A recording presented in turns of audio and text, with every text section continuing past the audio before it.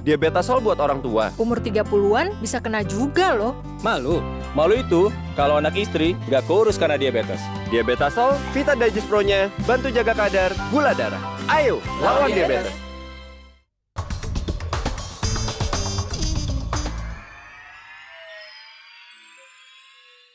Dipersembahkan oleh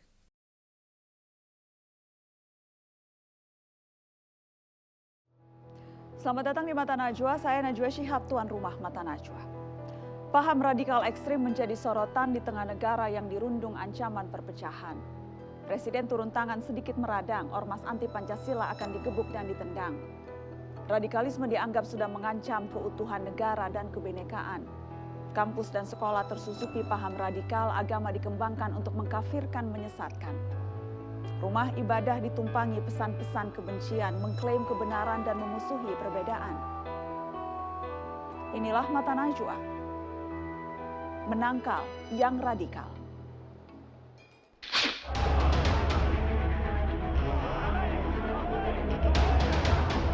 Maka pemerintah perlu mengambil langkah-langkah hukum secara tegas untuk membubarkan Hizbut Tahrir Indonesia.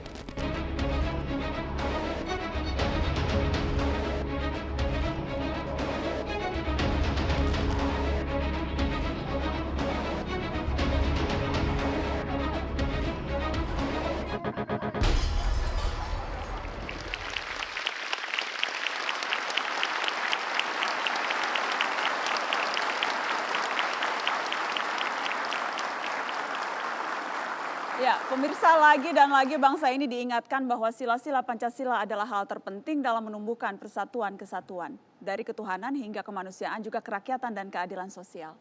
Simak pesan Presiden Jokowi yang tegas menyampaikan kembali ke konstitusi. Negara Pancasila ini sudah final. Tidak boleh dibicarakan lagi.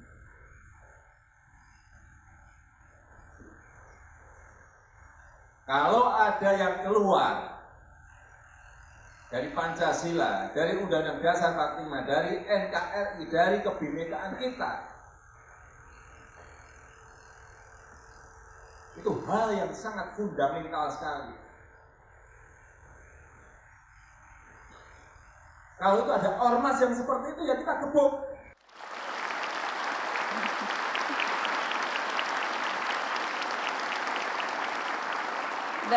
Telah hadir di studio Mata Najwa Menteri Dalam Negeri Cahyokumolo. Selamat malam Pak Cahyo, terima kasih sudah hadir. Hadir juga Menteri Agama Lukman Hakim Saifuddin. Mas Lukman, terima kasih sudah hadir di Mata Najwa. Menteri Riset Teknologi dan Pendidikan Tinggi Muhammad Nasir. Selamat malam Pak Nasir. Selamat malam. Terima kasih sudah hadir. Di sebelah kanan ada 3 menteri, kita serius sekali karena bicara Pancasila, jadi harus minimal 3 menteri yang hadir. Terima kasih Pak, para menteri sudah hadir. Sudah hadir juga di sebelah kiri ada mantan Kepala BNPT Ansyad Bai. Pak Ansyad, terima kasih sudah hadir. Dan bicara Pancasila tidak lengkap kalau tidak ada Ketua Umum PKB Muhaimin Iskandar. Caimin, selamat malam. Assalamualaikum. Selamat malam. Assalamualaikum warahmatullahi wabarakatuh. Di sampingnya ada anak muda yang lantang sekali teriak soal kebinekaan, Ketua Umum GP Ansor Yakut Holil Qoma. Selamat malam Mas Yakut. Assalamualaikum. Baik.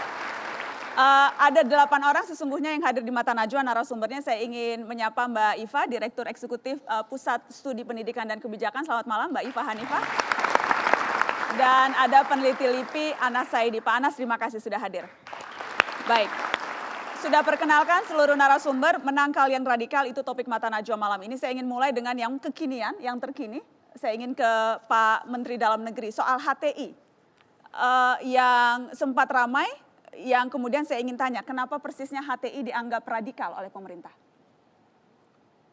Terima kasih. Sebenarnya keputusan pemerintah yang disampaikan oleh Bapak Menko Polhukam itu sudah melalui tahap yang cukup panjang. Saya sudah diskusi panjang lebar dengan Pak Menteri Agama. Pak Menteri Agama juga sudah mengundang HTI juga. Kami juga mencermati setiap gelagat perkembangan dinamika yang ada di masyarakat. Kami punya struktur sampai di tingkat bawah sehingga bisa mendeteksi. Sehingga kesimpulan yang ada, laporan dari BIN, dari kepolisian, dari intelijen, dari tokoh-tokoh masyarakat, tokoh agama, tokoh adat, semua akhirnya mengambil kesimpulan itu. Satu contoh saja betapa memang ini diyakini pemerintah sudah mengganggu keberagaman dan mengancam NKRI? Begini ya, ada ormas keagamaan, ada ormas atau apapun bentuknya. Ya, intinya kegiatannya itu harus untuk kemaslahatan bangsa dan negara, prinsip dengan berbagai yang ada. Pemerintah juga harus hadir melindungi setiap warga negara, baik pribadi maupun yang berhimpun di ormas atau apapun juga, agar dia bisa melakukan penghayatan apa-apa yang menjadi dasar keyakinan keimanannya.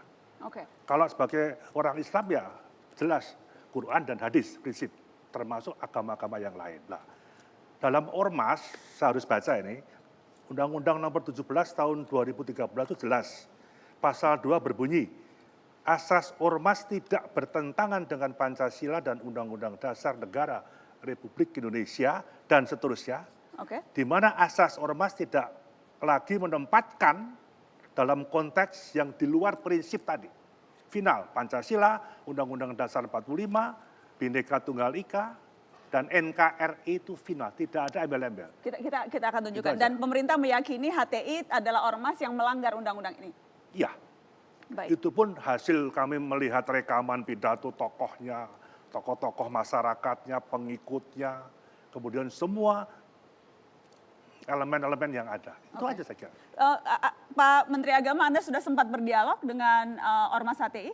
Ya, jadi tepatnya pada tanggal 30 November tahun lalu, tahun 2016, para pimpinan pengurus HTI hadir ke kantor Kementerian Agama, berdialog dengan saya, dan intinya di situ banyak hal yang kita dialogkan, tapi intinya adalah saya ingin mengajak HTI untuk dalam rangka, karena mereka ingin berdakwah, jadi sebagai ormas keagamaan mereka ingin menebarkan nilai-nilai agama Islam. Oke. Tapi dakwah yang mereka lakukan itu adalah mengusung khilafah, sebuah konsep kenegaraan sesungguhnya yang tidak hanya mengubah Pancasila, menghilangkan Pancasila, tapi juga menihilkan NKRI, Bhinneka Tunggal Ika, dan konstitusi, di mana dalam konstitusi itu ada pembukaan yang sama sekali tidak bisa diubah, itu kesepakatan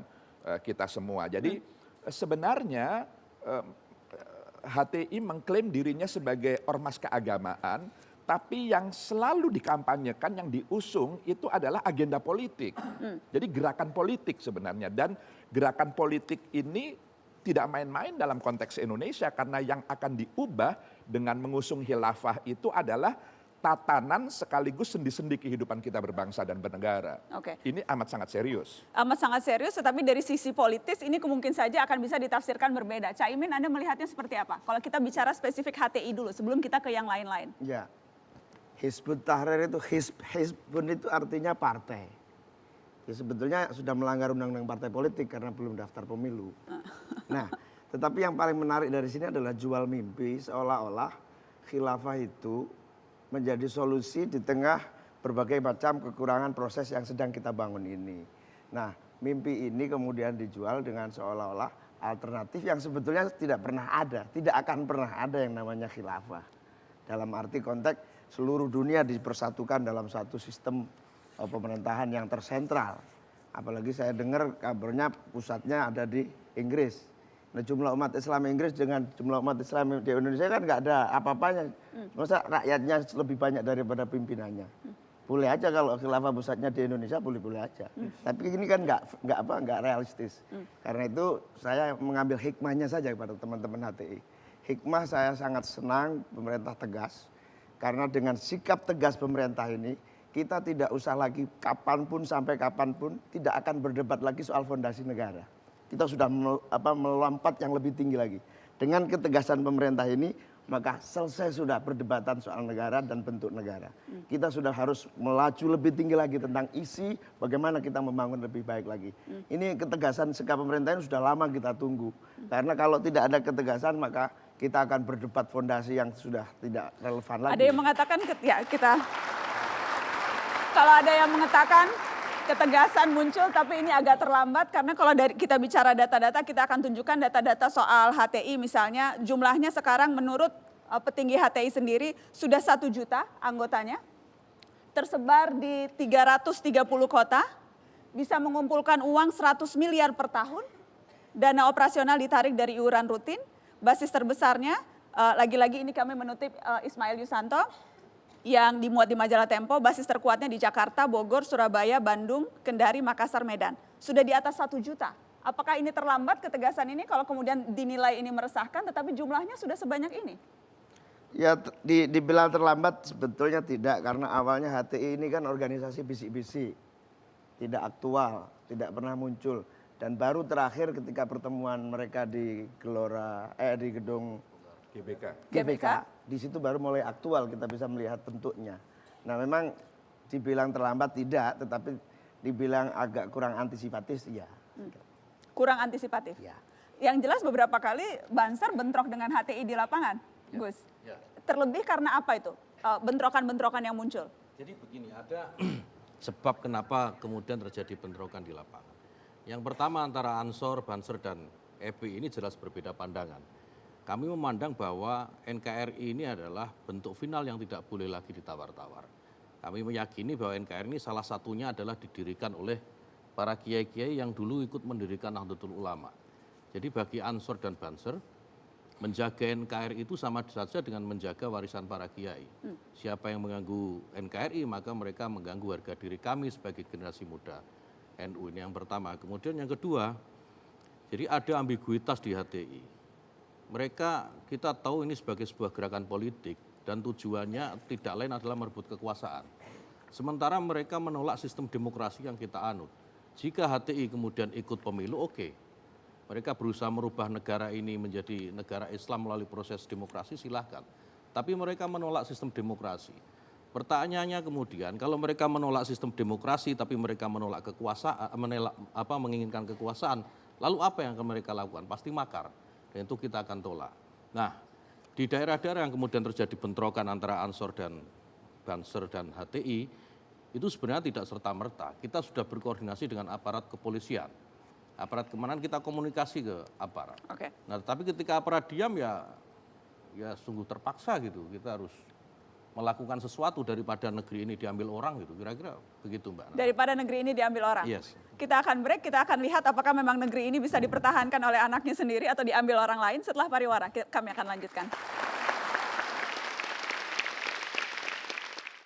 Dipersembahkan oleh